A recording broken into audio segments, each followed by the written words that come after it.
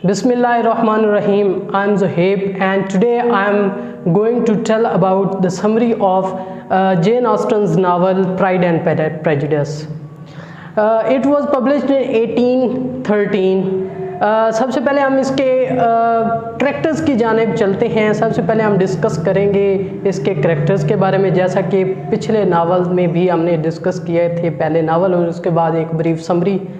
तो आइए चलते हैं करैक्टर्स की जानिब। तो हमारे पास एक फैमिली है, एक मिस्टर एंड मिसेस बेनेट, एक हस्बैंड वाइफ हैं और इनकी एक फैमिली है और इनकी 5 बेटियां हैं जिनके बारे में हम फर्दर आगे समरी के अंदर डिस्कशन करेंगे। तो मिस्टर बेनेट जो हैं ये एक इंतहाई एक सिंपैथेटिक फिगर है इस नावल के अंदर, 5 बेटियों का बाप है। और जो मिसेस बेनेट है उसका क्या किरदार है, उसका ये है कि ये अपनी बेटियों, ये एक ऐसी खातून है जो अपनी बेटियों 5 बेटियां हैं और उनको ये अच्छे ख़ानदान में एक रिच फैमिली से बिलोंग करते हुए किए हुए जो लड़के हैं, खूबसूरत लड़के, उनके साथ ब्याना चाहती है ताकि उसकी बेटियां अपनी लाइफ को सेटल कर सकें।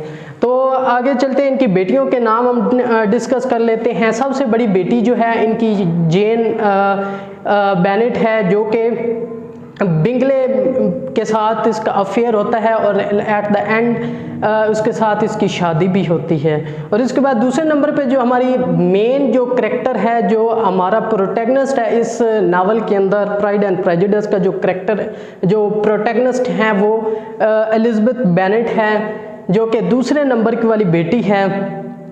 इन द स्टार्ट ये डार्सी जो एक करैक्टर हमारे पास मौजूद है, इसको बिल्कुल लाइक नहीं करती, बिल्कुल बहुत ज़्यादा इससे नफ़रत करती है। इवन वो इसको प्रपोज भी करता है लेकिन वो इसको रिजेक्ट कर देती है क्योंकि वो इससे नफ़रत करती है।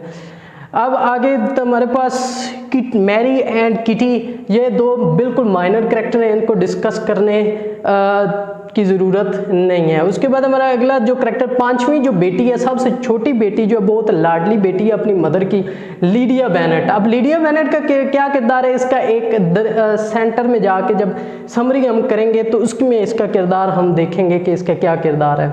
उसके बाद डार्सी, ये एक हमारा करैक्टर है जो कि प्रोटैगनिस्ट के तौर पर ये भी हमारे पास एक शामिल किया गया इस प्राइड एंड प्रेजुडिस के अंदर।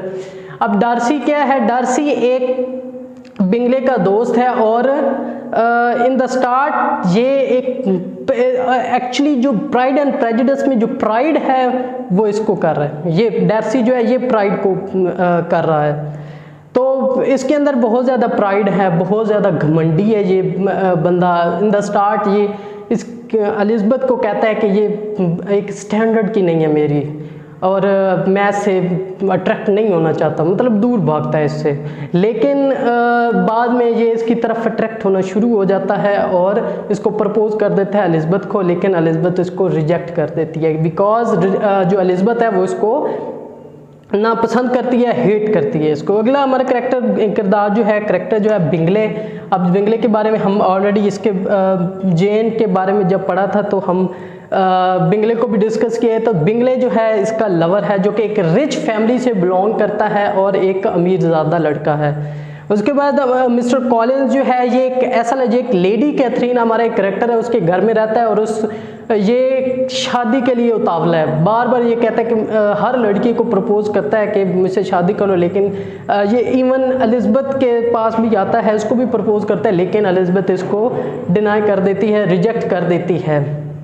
उसके बाद जो हमारा एंटेगनिस्ट है इस प्ले का, जॉर्ज विकम, क्योंकि हर कहानी का एक प्रोटैगनिस्ट भी होता है और एक एंटेगनिस्ट होता है। तो हमारा एंटेगनिस्ट इस नावल के अंदर जो है उसका नाम है जॉर्ज विकम।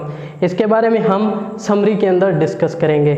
तो चलिए अब शुरू करते हैं इस की समरी। तो कहानी स्टार्ट होती है, मिस्टर एंड मिसेस बेनेट जो है ये अपनी 5 बेटियों की शादी करना चाहती हैं। मिसेस बेनेट जो एक ऐसी खातून है जो अपनी 5 बेटियों की शादी एक ऐसे ख़ानदानों में करना चाहती हैं जो कि लड़के जो हैं खूबसूरत भी हैं और रिच फैमिली से बिलोंग करते हों, ताकि उनकी बेटियां जो है, उसकी बेटियां जो है अपनी लाइफ में सेटल हो जाएं।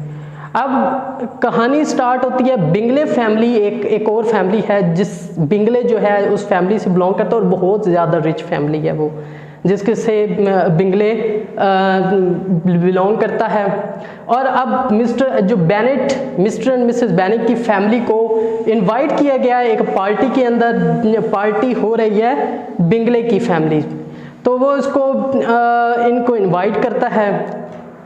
तो ये फैमिली, क्योंकि मिसेस बेनेट पहले भी चाहती है कि ये किसी ऐसे ख़ानदान में जाए, एक ऐसी फैमिली के अंदर जाए जहाँ पे एक रिच लड़का और एक खूबसूरत लड़का हो। तो बिंगले जो एक इंतहाई खूबसूरत लड़का और इंतहाई रिच मैन है। तो ये इनकी फैमिली जो है ये सारी इनकी जाती है इनके पार्टी में। तो पार्टी में जब जाते हैं तो वहाँ पे इस बिंगले का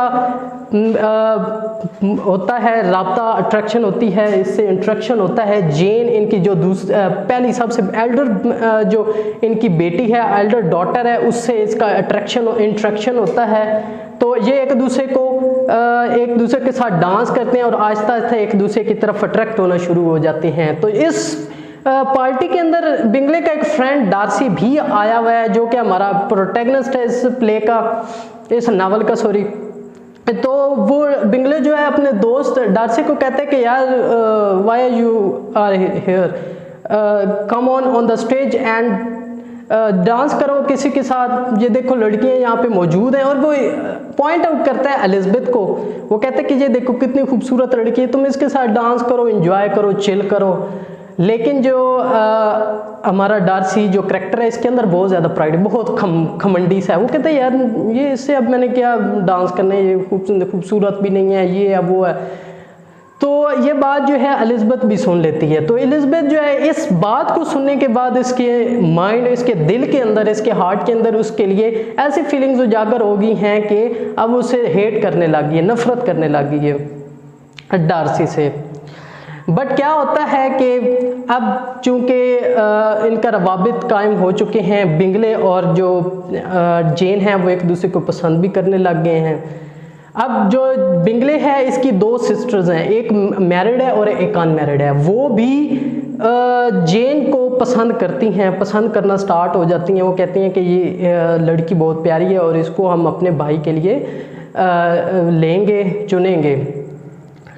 बट क्या होता है कि क्योंकि अब पार्टी ख़त्म हो गई है तो सारे अपने अपने घर चले गए हैं। तो जो मिस्टर बिंगले है उसकी जो दोनों बहनें हैं वो जेन को इनवाइट करती हैं अपनी तरफ कि वो उनकी तरफ तशरीफ़ लेके आए, इनविटेशन उनको भेजती हैं। अब जेन क्या करती है, एलिज़ाबेथ को भी साथ लेती है और उनके घर चली जाती है। अब वहाँ पे क्या होता है कि 1 वीक का इनको स्टे करना पड़ जाता है। अब जब 1 वीक का स्टे करना पड़ गया है तो इस दौरान जो डार्सी है, क्योंकि इन दोनों के आपस में एक दूसरे के अगेंस्ट है एक दूसरे के, लेकिन क्या होता है इस 1 वीक में जो डार्सी है वो इसकी तरफ अट्रैक्ट होना शुरू हो जाता है। वो उसके दिल में होता है कि यार मतलब अच्छी लड़की है और इसकी तरफ अट्रैक्ट होना चाहिए, लेकिन उसका जो प्राइड है वो उसको आगे नहीं बढ़ने देता। अब कहानी का एक नया ट्विस्ट आता है। हमारा करैक्टर हमने एक पढ़ा था मिस्टर कॉलिंस का। तो मिस्टर कॉलिंस जो है ये एक ऐसा लड़का, ये लेडी कैथरीन एक नाम की करैक्टर है, एक खातून है जिसके घर में ये मिस्टर कॉलिंस रहता है। तो मिस्टर कॉलिंस जो लेडी कैथरीन है वो मिस्टर कॉलिंस को एक जगह देना चाहती है, कि मालिक बनाना चाहती है जगह का, लेकिन वो कहती है कि तुम पहले शादी करके आओ किसी भी लड़के के साथ, चाहे जो भी लड़की हो। तो वो मिस्टर कॉलिन काफ़ी लड़कियों को प्रपोज भी करता है लेकिन रिजेक्ट हो जाता है। इवन एलिज़ाबेथ जो हमारा प्रोटैगनिस्ट है हमारी, तो उसको भी ये प्रपोज कर देता है, लेकिन वो ना डार्सी को पसंद करती है और ना इसको पसंद करती है, वो इसको रिजेक्ट कर देती है। वो कहती नहीं भाई चले जाओ यहाँ से, मैं तुमसे शादी नहीं कर सकती। तो मिस्टर कॉलिन जो है ये चला जाता है, लेकिन आफ्टर द सम टाइम वो शादी कर लेता है। एलिज़ाबेथ की एक क्लोज फ्रेंड उसके साथ शादी करके अपनी हंसी खुशी अपनी लाइफ बिताता है। अब यहाँ पे हमारा एक और नया करैक्टर जन्म लेता है जो हमारा एंटेगनिस्ट है, जॉर्ज विकम।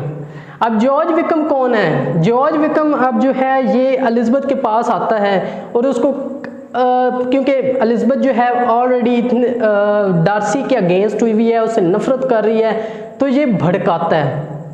तो तो भड़काता है उसको, वो कहता है कि ये बहुत गलत आदमी है, इसने मेरी जॉब भी छीन ली है और ये बहुत गलत आदमी है। तो एलिज़ाबेथ चूंकि इतने पहले ही उसके अगेंस्ट है, पहले ही उससे नफरत करती है, उसके दिल में और ज़्यादा नफरत पैदा हो जाती है कि ये तो लोगों के हक भी छीनने लग गया है, तो ये है वो। अब क्या होता है कि जॉर्ज विकम को वो पसंद करने लग जाती है, एलिज़ाबेथ जो है जॉर्ज विकम को पसंद करना शुरू हो जाती है। बट क्या होता है कि यहाँ पे जॉर्ज विकम जो है, क्योंकि अब उनके रास्ते जुदा हो गए हैं सबके, मतलब अब वो मिल नहीं रहे, जॉर्ज विकम अपने सेटअप पर और डार्सी और अपनी जगहों पर। लेकिन आफ्टर द सम टाइम एक पार्टी होती है जिसमें डार्सी और एलिज़ाबेथ की अगेन इनका इंट्रैक्शन होता है, तो उस दौरान डार्सी क्या करता है, उसको प्रपोज कर देता है एलिज़ाबेथ को। लेकिन एलिज़ाबेथ जो होती है वो इनकार करती है, डिनाई कर देती है, रिजेक्ट कर देती है कि जाओ दफ़ा हो जाओ यहाँ से, मैं तुमसे बात भी नहीं करना चाहती, इतनी शदीद नफ़रत करती है, तुमने जॉर्ज विकम की जॉब भी छीन ली है, तो मेरे दिल में तुम्हारे लिए कोई फीलिंग्स नहीं है, कोई कुछ नहीं है। लेकिन डार्सी क्या है, डार्सी एक ख़त दे के चला जाता है इसको। तो जब वो एलिज़ाबेथ ख़त पढ़ती है तो उसमें लिखा होता है कि जो जॉर्ज विकम है इसके ख़िलाफ़ डार्सी इसलिए जॉब छीनी थी क्योंकि इस जॉर्ज ने उसकी छोटी बहन 15 साल की लड़की को भगाने की कोशिश की थी, इसी वजह से। तो अब एलिज़ाबेथ के अंदर उसके लिए कुछ ना कुछ जज्बात उमड़ आते हैं। अब क्या होता है कि हम एक करैक्टर, हमने लीडिया, मैंने पहले भी कहा था, लीडिया का करैक्टर हमने समरी के अंदर डिस्कस करेंगे कि इसका क्या रोल है। तो अब इसका रोल हम देखते हैं। लीडिया बेनेट सबसे छोटी और लाडली बेटी, ये क्या करती है, एंटेगनिस्ट के साथ भाग जाती है। जो हमारा किरदार है जॉर्ज विकम, इसके साथ भाग जाती है। अब मिस्टर बेनेट की फैमिली बहुत कोशिश करती है ढूंढने के, लेकिन नहीं मिलती। अब दो करैक्टर और हमारे पास मज़ीद हैं जो कि अंकल और आंटी हैं, मिस्टर गार्डनर। तो उनको लीडिया मिल जाती है, और लीडिया मिलती है तो अब वो इन्हें इन्फॉर्म करते हैं कि लीडिया मिल गई है। लेकिन अब क्या है, जॉर्ज विकम इसको रखना नहीं चाहता। वो कहता भाई मुझे पैसा दो तभी मैं इसको एक्सेप्ट करूँगा, अदरवाइज अपनी बेटी को ले जाओ। अब यहाँ पे क्या होता है, जो डार्सी है वो इसको छुपा के पैसे दे देता है, लेकिन एलिज़ाबेथ तो इस बात का पता चल जाता है कि इसने इसको पैसे दिए। और अब ये करने के बाद एलिज़ाबेथ के अंदर और ज़्यादा उसकी के लिए मोहब्बत पैदा हो गई है कि यार ये इतना स्टार्ट में तो इस तरह घमंडी और इस तरह लगता था, लेकिन ये तो हमारे हक में काफ़ी बेहतर है। तो क्या होता है, फिर ये इस डार्सी का जो प्रपोज़ल है वो एक्सेप्ट कर लेती है। इसी तरह डार्सी और एलिज़ाबेथ की शादी हो जाती है, और इसी तरह बिंगले और जेन की भी शादी हो जाती है, और इस तरह इस नावल की हैप्पी एंडिंग होती है। आई होप कि आपको क्लियर हो गया होगा इसकी समरी। और इसी के साथ आज का हमारा लेक्चर ख़त्म हुआ। खुदा हाफिज़, अल्लाह आपको हमेशा खुश रखे, आबाद रखे, और मेरे चैनल को सब्सक्राइब करना ना भूलिएगा। जज़ाकल्लाह।